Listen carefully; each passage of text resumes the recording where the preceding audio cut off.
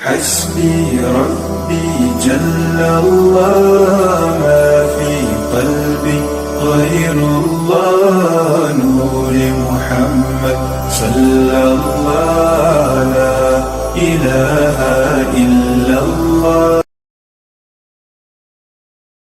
بسم اللہ الرحمن الرحیم. الحمد للہ رب العالمین. فی جنات یتساءلون عن المجرمین ما سلککم فی سقر قالوا لم نک من المصلین. صدق اللہ مولانا العظیم. سامعین محترم، اللہ رب العزت کا بے پناہ شکر ہے کہ اس نے آج ایک بار پھر آپ کی خدمت میں حاضر ہونے کا موقع نصیب فرمایا. آج جو آیت کریمہ میں آپ کی خدمت میں لے کر حاضر ہوا، اس میں اللہ رب العزت نے بے نمازیوں کا تذکرہ فرمایا. بے نمازی کی دنیا کی سزاؤں میں سے اگر میں آپ کو دنیا کی سزا بتا دوں تو اللہ رب العزت کی طرف سے سوڑے نبی کی شریعت محمدیہ صلی اللہ علیہ وآلہ وسلم کی طرف سے جو سزائیں ملتی ہیں وہ دنیا کی سزاؤں میں سے یہ سزا ہے کہ اس کو قید کر لیا جائے، اس کے ساتھ بات چیت کرنا ختم کر دی جائے، اس کا کھانا پینا الگ کر دیا جائے، اس کے برتن الگ کر دیے جائیں. تو میں اگر آپ کو بتاؤں کہ اس وقت وہ لوگ کہ جو جیل میں قید ہیں کسی بھی جرم کی وجہ سے، تو آپ یقین جانیے کہ ان کو بے شک جیل کے اندر ہر طرح کی سہولت میسر ہو، لیکن جیل کا نام جب آ جاتا ہے تو اس کی زندگی کا اکثر وہ خوشیوں والے لمحات وہ کھو دیتا ہے. اپنے ماں باپ کے ساتھ، اپنے دوستوں کے ساتھ جو وہ پیار محبت کا ایک وقت گزارنا چاہتا تھا وہ وہاں نہیں گزار سکتا، کیونکہ وہ قید ہو چکا ہے، کسی کی نگرانی میں اب وہ رہ رہا ہے.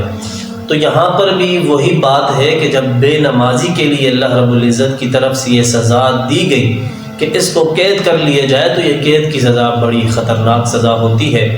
اور اخروی سزاؤں کے متعلق اگر بات کی جائے تو بے تحاشا سزائیں ہیں، جن میں سب سے بڑی سزا اگر میں آپ کو کہوں کہ اس کو دوزخ میں پھینک دیا جائے گا تو یہ بہت بڑی سزا ہے. اور ہر دوزخی یہی محسوس کر رہا ہوگا کہ مجھے سب سے زیادہ عذاب دیا جا رہا ہے، مجھ سے زیادہ کسی اور کو عذاب نہیں دیا جا رہا ہوگا،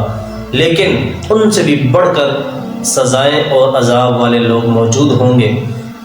یہاں پر بھی اس بے نمازی کی بات کی جا رہی ہے کہ جو دنیا میں رہ کر اس کو اللہ نے ایک موقع عطا کیا تھا، اس کو زندگی نصیب فرمائی تھی، تو وہ اس زندگی کو دنیا کی رنگینیوں میں، دنیا کی لالچوں میں اس نے اپنا وقت اور اپنی زندگی اس نے گزار دی. جب دن میں مؤذن صاحب اللہ اکبر اذان کی آواز لوگوں کے کانوں تک پہنچتی تھی، اس بے نمازی کے کان تک پہنچتی تھی، تو وہ اپنے دنیا کے سارے معاملات چھوڑ کر اللہ رب العزت کی بارگاہ کی طرف وہ دوڑتا نہیں تھا، رجوع نہیں کرتا تھا، وہ کامیابی کی طرف، نماز کی طرف وہ بھاگتا نہیں تھا. یہی وجہ ہے کہ جب قرآن میں اللہ رب العزت نے فرمایا کہ جنتی لوگ جب دوزخیوں سے سوال کریں گے کہ تمہیں کس جرم میں یہاں ڈال دیا گیا ہے، تو وہ کہیں گے قالوا لم نک من المصلین، کہ ہم نے دنیا میں رہ کر نماز ادا نہیں کی. نماز کا وقت ہوتا تو ہم اپنی شور و غل میں لگے رہتے، اپنی ہنسی مذاق میں لگے رہتے، اپنا وقت ہم اسی طرح مستیوں میں گزار دیتے. قیمتی وقت جو اللہ نے ہمیں دیا تھا، جو عمر ہمیں دی تھی، جو زندگی دی تھی، اس کو ہم نے بلا وجہ کے کاموں میں ضائع کر دی. اذان کی آواز ہمارے کانوں تک تو آتی تھی لیکن ہمارے قدم مسجد کی طرف نہیں اٹھتے تھے. یہی جرم ہے، یہی وجہ ہے کہ آج اللہ رب العزت نے ہمیں دوزخ میں پھینک دیا ہے. تو میری آپ سب سے گزارش ہے، ہر وہ نوجوان اور ہر وہ بزرگ کہ جو اب تک اللہ رب العزت کی اس خوبصورت یاد سے اپنے آپ کو غافل کر کے بیٹھا ہوا ہے، ایسا شخص یقین جانیے کہ کہیں ایسا نہ ہو کہ کل بروز قیامت اس بے نمازی کے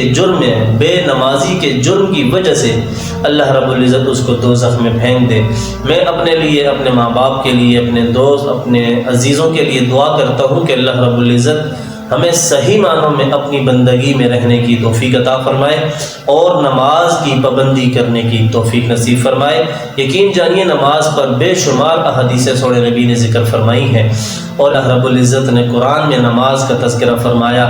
کہ رکوع کرنے والوں کے ساتھ رکوع کرو، سجدہ کرو، نماز ادا کرو،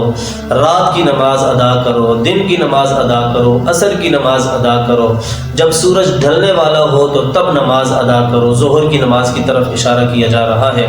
مطلب کہ اللہ رب العزت نے قرآن میں الگ الگ زاویے سے نماز کا تذکرہ چھیڑا۔ یقیناً اللہ کا یہی حکم ہے، یہی پیغام ہے کہ نماز کبھی کسی حال میں مرد پر معاف نہیں ہے۔ وہ ایک الگ بات ہے کہ کوئی عذر، صاحب عذر ہو، کوئی بیمار ہو، کسی کی مجبوری ہو، وہ ایک الگ چیپٹر ہے۔ یہاں بات اس کی جا رہی ہے کہ جو صحیح سلامت ہے، کہ جس کی ٹانگیں سلامت ہیں، جو خود ٹھیک ہے، جس کو صحت ہے اور وہ اس کے باوجود بھی اللہ کی یاد کی طرف نہیں آتا، وہ اللہ رب العزت کی پاک بارگاہ میں آ کر 2 سجدے نہیں دیتا، فرض نماز کو وہ ادا نہیں کرتا، تو ایسے ہی لوگ ہیں کہ جن کے بارے میں یہ کہا جا رہا ہے قالوا لم نک من المصلین، کہ ہم نماز نہیں پڑھا کرتے تھے،